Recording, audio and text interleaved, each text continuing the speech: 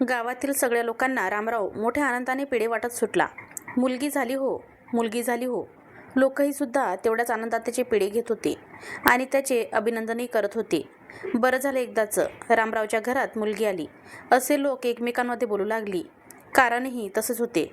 रामरावच्या मागील 7 पिढ्यात मुलगी जन्मालाच आली नव्हती. तेव्हा रामरावला मुलीच्या या जन्माने अत्यानंद झाला. परंतु त्यासाठी 5 मुले जन्माला घालावी लागली. गावात रामरावाला पांडवाचे वडील पंडू आणि त्याची पत्नी जानकी हिला पांडवांची आई कुंती या टोपण नावानेच ओळखले जायचे. आज त्यांच्या घरात लक्ष्मीच्या रूपात साक्षात लक्ष्मीच आली. मुलगी व्हावी म्हणून त्यांनी लक्ष्मीदेवीला नवसही केला होता. म्हणूनच बारशाच्या दिवशी साऱ्या जणी मिळून तिचे नाव लक्ष्मी असे ठेवले होते.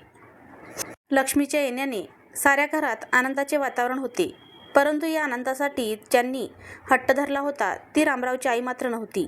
नुकतेच 4 महिन्यापूर्वी तिला देवाज्ञा झाली. न राहता शेजाऱ्यांनी म्हणूनच टाकली. लक्ष्मीच्या रूपात आई परत आपल्या घरातच आली. तळहाताच्या फोडाप्रमाणे रामराव व जानकी आपल्या मुलीची काळजी घेऊ लागले. घरात ती सर्वांचीच लाडकी झाली होती. पौर्णिमेच्या चंद्रकलेप्रमाणे हळूहळू लक्ष्मी मोठी होऊ लागली. तिचे पाय फुटले तसेच ती इकडे तिकडे चालू लागली. तिच्या बोबड्या बोलाने घर सर्व हरकून जात होते. बघता बघता लक्ष्मी 10 वर्षाची झाली. मुलेही मोठी झाली. घर संसाराचा व मुलांवरील खर्चामुळे रामरावाच्या डोक्यावर कर्जाचे डोंगर उभे राहत होते. कर्जाच्या काळजीपायी त्याचा चेहरा सुकून चालला होता. कर्ज कसे फेडावे याचाच तो नेहमी विचार करायचा. मात्र त्याला उत्तर सापडत नव्हते. रामराव एका कंपनीत नोकरी करत होता. जेमतेम 2000 रुपयाच्या तुटपुंज्या पगाराची नोकरी चालू होती. रामराव तसा सोज्वळ, हुशार, मनमिळाऊ आणि इतरांना सहकार्य करणारा होता.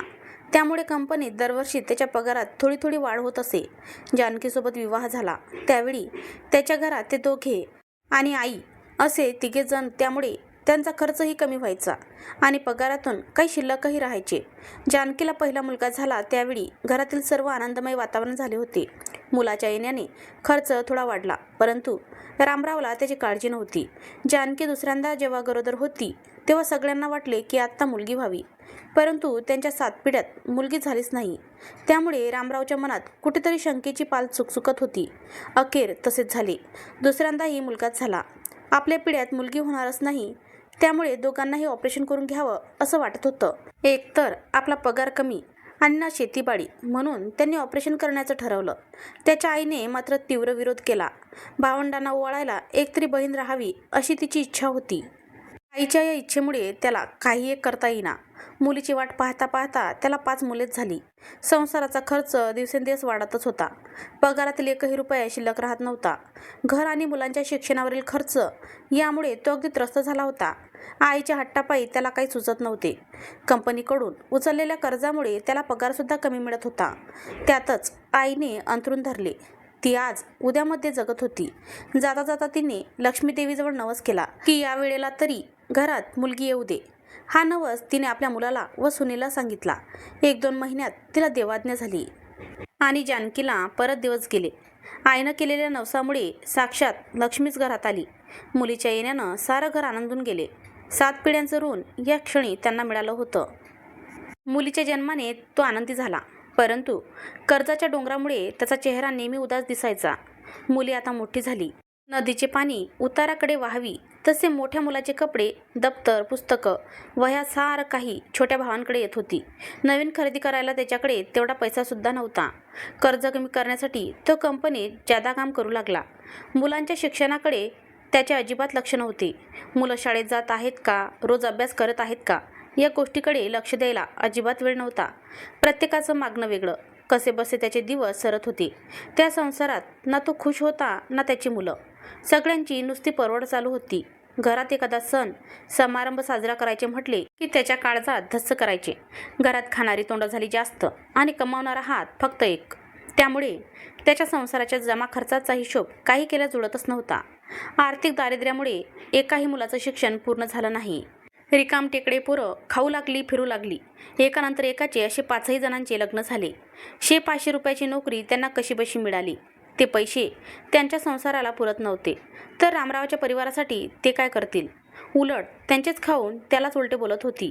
काय दिलं आम्हाला, गरिबीच्या पलीकडे आम्हाला काहीच दिलं नाही, असं रोज त्यांच्यात वाद व्हायचा.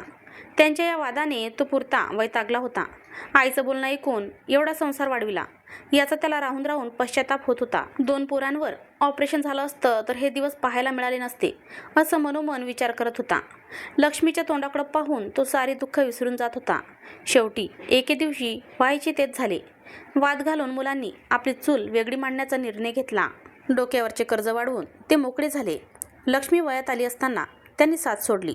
यामुळे तो अजून चिंताग्रस्त झाला होता. मुलीचे कन्यादान करण्याची जबाबदारी ही शेवटी पित्याचीच. मुलीच्या लग्नाच्या काळजीने त्याला रात्री झोपच येत नव्हती. काय करावे हे त्याला सुचेना. दिवाळी झाली, तुळशीचं लग्न झालं. त्या रात्री तो या कुशीवरून त्या कुशीवर होत होता. तरीही त्याच्या डोळ्याला डोळा लागत नव्हता. राहून राहून त्याच्या मनात एकच गोष्ट मनाशी पक्की केली होती आणि शांत झोपी गेला. सकाळी लवकर उठला, स्नान करून चहा घेतला आणि बाहेर पडला. तास दीड तासानंतर तो परत घरी आला, एका युवकाला सोबत घेऊन. जानकीला चहा ठेवायला सांगितला. लक्ष्मीची ओळख करून दिली आणि म्हणाले, लक्ष्मी, तुला हे शिवाजी मालक म्हणून पसंत आहेत का? लक्ष्मी लाजली आणि आत पळाली.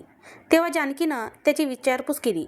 शिवाजी एक अनाथ मुलगा होता, कामात हुशार, रामरावच्याच कंपनीत कामाला होता. स्वभावसुद्धा त्याच्यासारखाच. दोघांचं बोलणं पूर्वीच झालेलं होतं. अखेर लक्ष्मीनं होकार दिला.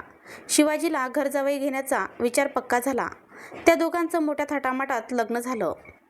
अखेरचा सल्ला म्हणून रामरावाने जावयाला एक कानमंत्र दिला. मुलगा असो वा मुलगी, 2च्या नंतर नको रे बाबा, हम दो हमारे दो. यावर शिवाजीने फक्त स्मितहास्य केले आणि आपल्या सुखी संसाराला प्रारंभ केला. मित्रमैत्रिणींनो, कथा आवडली असेल तर चॅनलला लाईक करा, शेअर करा आणि सबस्क्राईब करा. धन्यवाद.